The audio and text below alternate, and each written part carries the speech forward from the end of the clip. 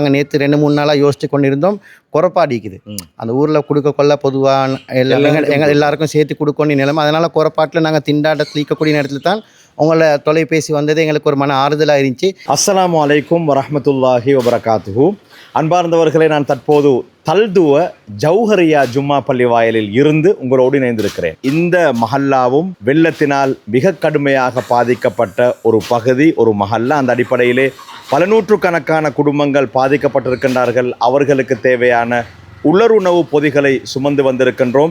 எந்த அளவுக்கு என்று சொன்னால், இந்த பள்ளி வாயல் மேட்டு பகுதியில் இருந்தாலும் கூட இந்த பள்ளி வாயலுக்கு வரக்கூடிய பாதையை நீங்கள் காணக்கூடியதாக இருக்கும். இந்த பாதையிலே இருக்கக்கூடிய அதோ பாருங்கள், அந்த ஒரு வீடு தெரிகிறது. அந்த வீட்டின் கூரை நீல நிறத்தில் இருக்கக்கூடிய அந்த கூரை வரையிலே நீர் வந்ததாக இந்த பள்ளி வாயிலில் இருக்கக்கூடிய மஹல்லாவாசிகள் சொல்கிறார்கள். அந்த அடிப்படையிலே இந்த பகுதி மக்களுக்கு ஓரளவு உலருணவு பொதிகள் கிடைத்திருக்கின்றன.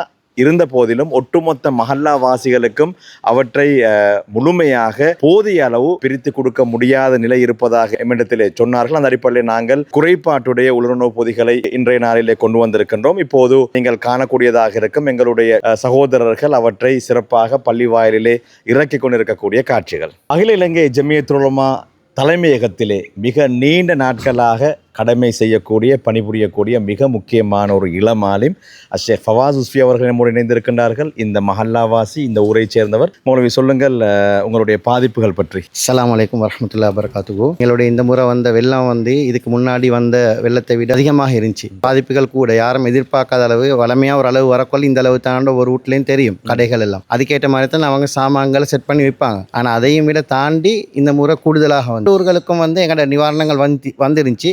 ஆனாலும் இப்போ நீங்கள் கொண்டு வந்து இருக்கக்கூடிய பார்சலை வச்சு நாங்கள் நேற்று 2-3 நாளாக யோசிச்சு கொண்டிருந்தோம். குறைப்பாடிக்குது அந்த ஊரில் கொடுக்க கொள்ள பொதுவாக எங்கள் எல்லாருக்கும் சேர்த்து கொடுக்கணும் நிலைமை. அதனால் குறைப்பாட்டில் நாங்கள் திண்டாட்டத்தில் ஈக்கக்கூடிய நேரத்தில் தான் உங்களை தொலைபேசி வந்தது எங்களுக்கு ஒரு மன ஆறுதலாக இருந்துச்சு. இப்போ வந்திருக்கக்கூடிய இந்த பார்சலை வச்சு எங்களுக்கு திருப்தியாக அவங்க எல்லாருக்கும் தேவையான அளவில் சாமான்களை பிரித்து கொடுக்கலாம். கேஸ் அடுப்புகள் தேவையாக இருக்கிறது. தூங்குவதற்கான பாய், தலையணை, மெட்ரஸ் போன்றவைகள் தேவையாக இருக்கிறது. மொஸ்கிட்டோ நெட்டுகள் தேவையாக இருக்கிறது.